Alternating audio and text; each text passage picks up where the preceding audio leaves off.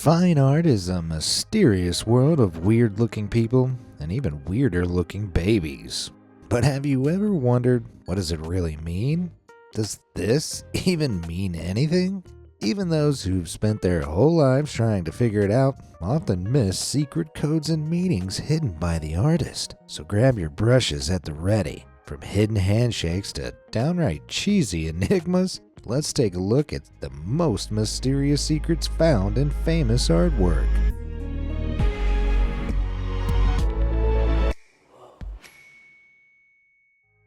Sistine Surprise.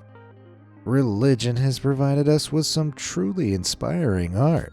Nothing comes close, however, to the Sistine Chapel. Between 1508 and 1512, Pope Julius II commissioned esteemed Italian artist Michelangelo to paint the chapel ceiling. But Michelangelo and Julius didn't exactly see eye to eye.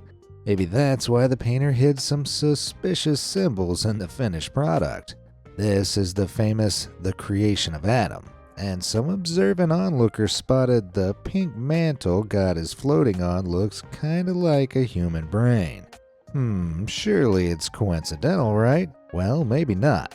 In another painting on the chapel ceiling, Separation of Light from Darkness, the center of God's chest up towards his chin looks just like a spinal cord and brain stem. In fact, there's everything from kidneys to, lady parts. You see, as well as being a talented artist, Michelangelo was also a master of anatomy. As a young man, he had a job in a church graveyard, which meant he knew more than most about what our insides look like. Just imagine dissection class in high school. Yuck. I'd rather clean the Taco Bell toilets, thank you very much. It might be a gross 9 to 5, but Michelangelo gained impeccable knowledge about how the human body looked. Okay, but what's all this got to do with the secret spinal cord and brainstem and separation of light from darkness? Well, that's always up for interpretation. However, Michelangelo might have been showing his favoritism towards science over religion and hiding it right below or above the Pope's nose. Sneaky. And that's not all. In 1536, Michelangelo was commissioned to paint the altar wall of the chapel too. But as the artist got to work, one of the cardinals, Biagio Martinelli, criticized the depictions of naked bodies Michelangelo was painting on the holy building. He even said they were more suited to a public bath than the papal chapel. Ooh, burn. So Michelangelo set about painting Biagio onto the altar wall as Minos, judge of the underworld. He gave the cardinal big donkey ears and covered his modesty with a snake biting his little Biagio. Ouchie. When Biagio went to complain to Pope Paul III, Julius had died in 1513. His Holiness joked that his jurisdiction did not extend to hell, and there was nothing he could do. Ha! Double burn! So remember, never insult an artist's work to their face. Last time I did, they made me look like this. Mona, I hardly know her. You've definitely heard of the Mona Lisa, right? I'd bet some of you watching might have even seen her at the Louvre in Paris, France. But what if I told you that this isn't what she looks like? This is. Huh? Yep, this is the Mona Lisa painted by Leonardo da Vinci in the early 1500s. However, this is also the Mona Lisa, painted by one of Da Vinci's students at the same time as the original in the very same workshop. See, Da Vinci's painting has layers of old cracked varnish built up on the surface, making our girl Mona look much older than she actually is. The student's version was spruced up in 2012 though, restoring it to its 16th century glory. So now we've got two Monas. Neato. But can we really be sure that either of them is the real Mona? Engineer Pascal Cotte seems to think otherwise. He ran tests using his layer amplification method, where bright lights are shone onto the painting's surface whilst a camera takes measurement of the light's reflections. This allows him to reconstruct what's happened between the layers of paint, digitally peeling off each layer like an onion to reveal what's beneath each one. Pretty cool, right? Well, turns out old Mona's been hiding another Mona. Ow. I can't tell what's real anymore. Yeah, it's still this one. Artists repainting over their canvases is relatively common. You think they're perfect first time? And if they're doing a commission, the buyer might want a few changes here and there. Silvano Vincetti, an Italian researcher, claims Cotte's scans revealed new secrets previously invisible to the naked eye. Vincetti says he's found the letter S in her left eye and the letter L in her right eye, which he believes might lead to a new identity for the model. The inspiration for Mona Lisa is commonly thought to be Lisa Gherardini, the wife of a prominent fabric merchant. However, Vincetti says this S could reference a powerful woman in the Sforza dynasty who ruled Milan, where Leonardo spent time. As for the L, that's for Leonardo himself. Why? Vincetti doesn't really say. He's never actually studied the painting in person, only the scans. So I'm poo-pooing this. What I find mysterious is why a load of guys keep fighting over knowing the real Mona. She's just a painting. Get over it, you simps. Psst. You want to know the worst kept secret? How good my YouTube videos are. So go ahead and hit those like and subscribe buttons, and you'll easily keep up to date with all my masterpieces. Great. Now let's get back to the video. Silent reading. So I just said artists painted over their canvases all the time. Well, sometimes other people paint over them, and we've got no idea. Take Girl Reading a Letter at an Open Window by Dutch master artist Johan Vermeer. In it, this girl is, look, the title says it all, okay? Or does it? Something about this painting always felt so secretive, like the girl's hiding something. Well, it turns out she was. After undergoing restoration in 2021, this was revealed. That's a pretty big secret. Vermeer had originally painted a large framed painting of Cupid, the Roman god of love, behind the letter-reading girl. But tests revealed that someone had covered over it decades after Vermeer's death. And we've no idea why or who. Super weird. But the love god would suggest she's reading a love letter. So that's why she's being so shady. Vermeer's work has been fully restored to his intended vision, but the lingering question remains. Who would have covered over old Cupid in the first place? And why? What do you think? Let me know down in the comments below. Holbein or not Holbein? That's enough about covering up famous paintings. How's about when the mystery is hidden in plain sight? This is The Ambassadors by 16th century German-Swiss painter Hans Holbein the Younger. In it, two diplomats are stood in front of a table covered in trinkets, books, and other valuable items. But it's not either of these men or their luxurious wares who draw our focus. Instead, this strange distorted shape across the bottom does. What is that? Well, creepily, it's actually a skull. Holbein painted it using a technique called anamorphosis. When you look at a painting, you normally stand directly in front of it, right? So everything is presented on a flat 2D surface. But anamorphosis creates images intended to be viewed from other perspectives. If you view the ambassadors from either side of the painting, the skull becomes visible. And some think this painting was meant to hang in a stairwell or besides a doorway, so any passing glance would see the spooky skull in its full glory. Others think Holbein was simply flexing his brush skills. Whatever the truth, it's seriously strange. Why a skull? Why not something nice like, a kitten? Well, in the early Renaissance, skulls were commonly used as a memento mori, a reminder that death was inevitable for all. Yikes. These guys would be great fun at a party. Not. Persistence of memory. Okay, someone's got to say it. Most artists, weirdos, and few are as eccentric as Salvador Dali. This 20th century Spanish surrealist was known for his iconic pointy mustache and taking his pet anteater on the Parisian underground. So it won't surprise you that his paintings were just as strange as he was. In fact, you might have seen his most famous one, The Persistence of Memory. It features Dali's signature image of clocks melting. Critics have often deliberated why Dali chose to paint clocks like this. Is it a metaphor for time? An unconscious symbol of our relative experiences moving through life against a fixed cosmic order?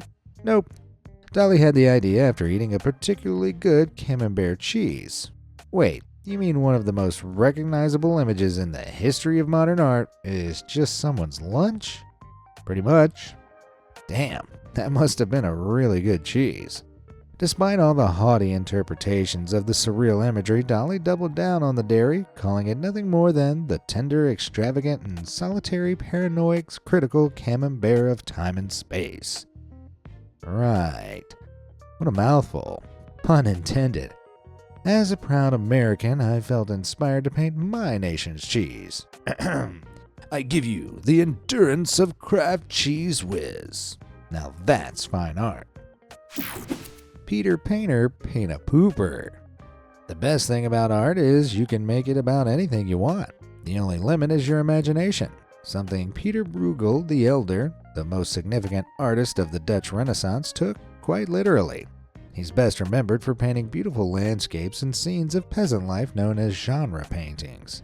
But some eagle-eyed analysts have noticed an unconventional subject creeping into many of his paintings. Here's one of his most famous works, Tower of Babel. See if you can spot it. Hold the phone. Whoa, what is that man doing? Is he going potty on the beach? Gross. And this happens again and again in Bruegel's work. Okay, let's play a game. I'll show you a Bruegel painting, and you try to find the pooper. We'll call it, Where's Walt Doo-Doo? This is the magpie on the gallows. I'll give you a second. Spotted? Okay, we'll do one last round. This is another famous Bruegel painting called Netherlandish Proverbs. Take a look.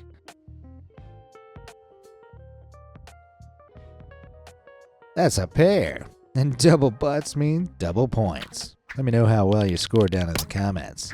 By now, you're probably wondering what inspired Peter's brown period. Well, Bruegel saw his art as a reflection of Dutch peasant life. Sure, it might be vulgar and crass, but it was honest. Sadly, Where's Walt Doo-Doo wasn't so popular with the upper echelons of Dutch society who paid for Bruegel's paintings. They were trying to shift towards a more sophisticated society, and toilet time conversations were a no-no. So Bruegel had to get creative with hiding the heinies. That's hilarious. As for Where's Walt Doo-Doo, the cinematic Pooniverse is coming soon. Bum notes. Alright, that's enough booty talk for one video. Let's move on to the real highbrow stuff. Hieronymus Bosch was a Dutch painter remembered for fantastical and nightmarish paintings of religious subjects. His most famous work, The Garden of Earthly Delights, painted between 1490 and 1510, is littered with strange references to life and the afterlife. The left panel shows God giving Eve to Adam, the central panel displays the carnal sins of humanity, and the right panel details those humans being punished in hell with... Wait a minute, was that another butt? Man, these guys couldn't leave them cheeks alone. Hieronymus's tush belongs to a face-down figure trapped beneath a giant musical instrument called a lute, and on his, nether region, someone has printed musical notation. Yeesh. Spending eternal damnation as the devil's music stand doesn't cut it for me. Want to hear what it sounds like? Check this out.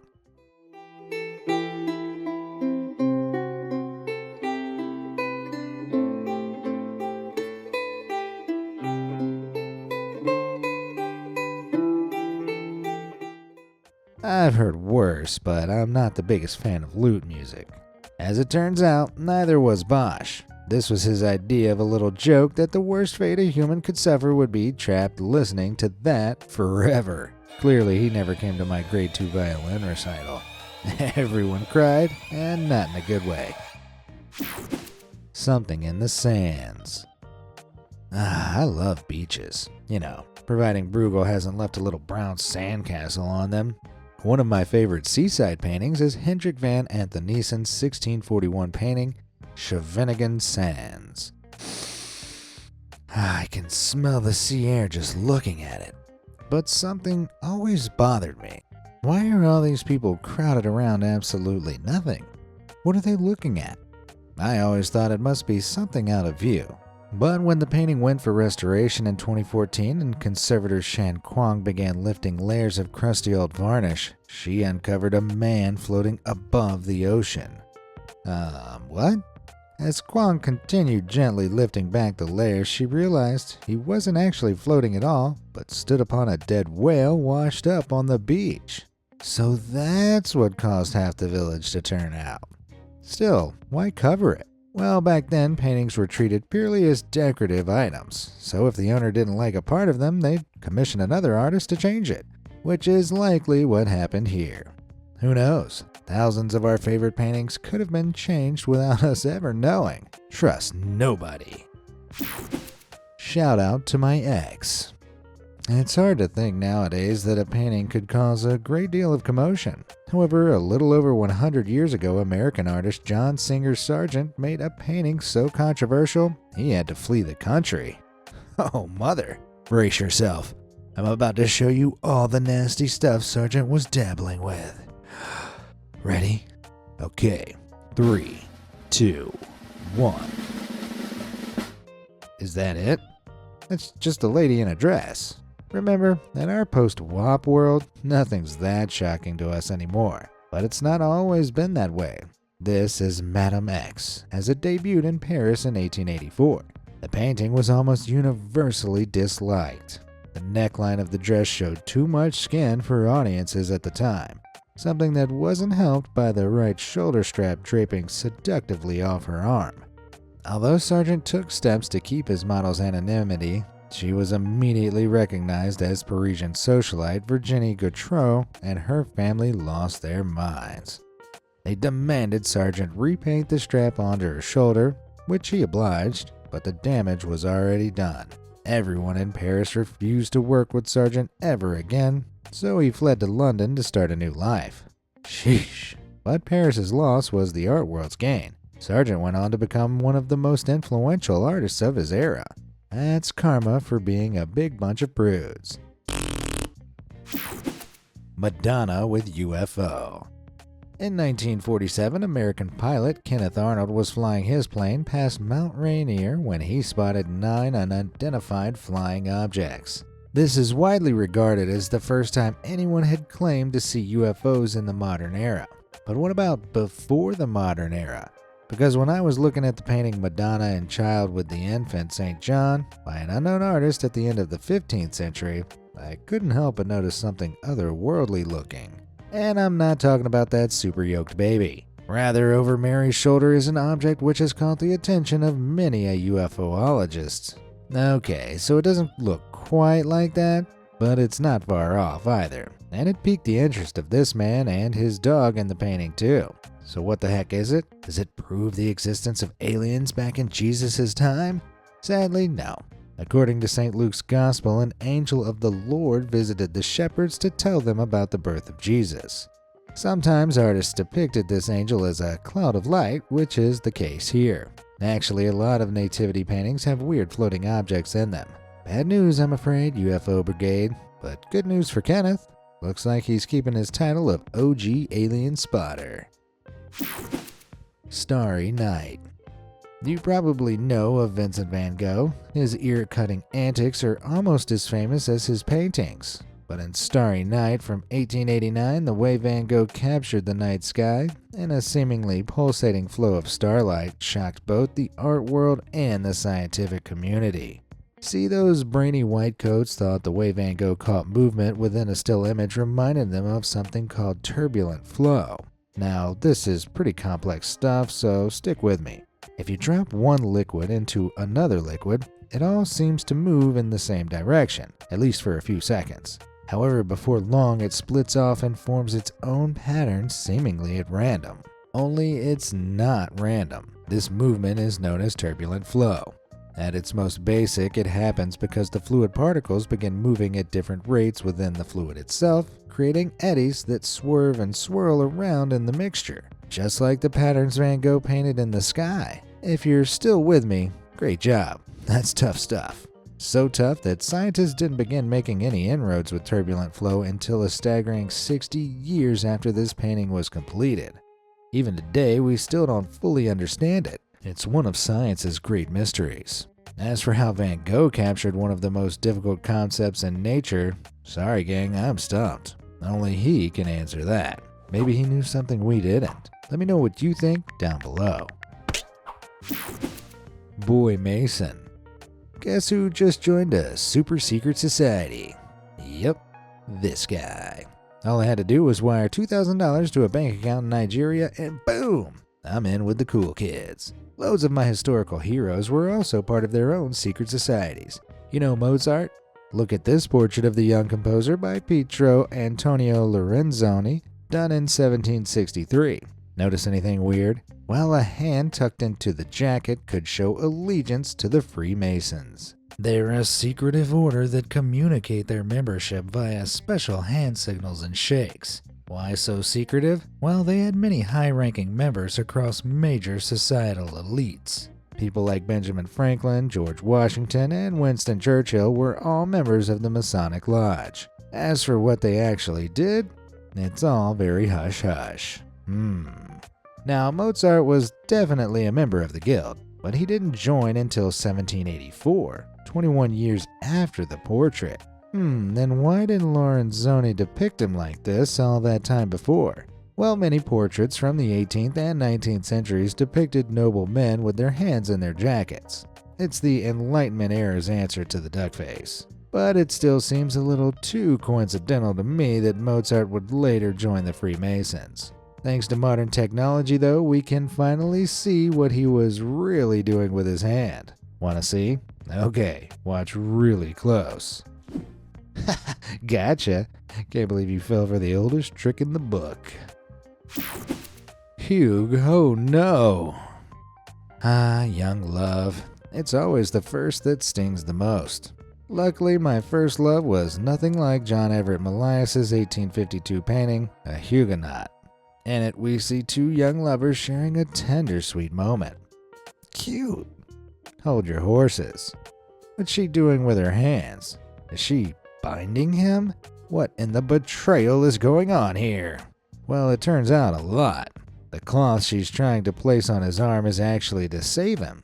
You see, back in 1572, when the painting is set, Paris was a very different place. The Catholics were trapped in religious bloody warfare with the Protestants, who were also known as Huguenots. So when many prominent Huguenots gathered in Paris for a wedding between the king's sister Margaret to Henry III of Navarre, the Catholics saw an opportunity to get the upper hand, violently. To distinguish themselves and avoid the looming attack, any Catholics in the vicinity were instructed to wear a white cloth, just like the one in the painting. These star-crossed lovers are embracing while she, a Catholic, is trying to save him, a Huguenot, from the horrors around the corner. Only he's rejecting the cloth, honoring his religion over his life. Whoa, I thought they were just kissing. What a tragic tale. And to think I get scared going to talk to a cute girl without worrying about religious persecution. Last Supper. What was your least favorite subject in school? Mine was math. If Abraham has 5 apples, good for him. Let the boy eat. But I've since learned how important math actually is. Remember Da Vinci from earlier? He loved math, so much so he painted in it. Take a look.